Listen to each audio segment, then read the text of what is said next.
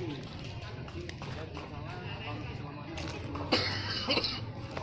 nanti di depan nanti kami libatkan lah tadi kalau ada surat sekolah ini nggak lama mungkin sejam 2 jam kita launching dua pukul 6.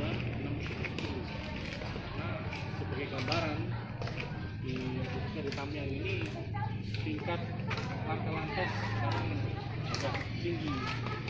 Salah satu penyebabnya faktor laka lantas itu salah satunya yaitu pelanggaran lalu lintas. Contoh, salah satunya tidak memakai helm, melawan arus, tidak mematuhi rambu lalu lintas, itulah. Jadi dari area di sinilah sebagai motor di sini, sebagai kawan-kawan di sini sampaikan nanti ini loh. Nanti kami berikan suatu video mungkin Pak Ikon bisa menyampaikan supaya nanti ada kebayangan kita lagi sosialisasi di sini ini loh ternyata banyak sekarang faktor-faktor penyebab kecelakaan itu. Jadi kami pun merasa terbantu juga dengan ada di sini sebagai penyambung kami di sekolah-sekolah nanti. Penyambung kami di sekolah-sekolah terkait masalah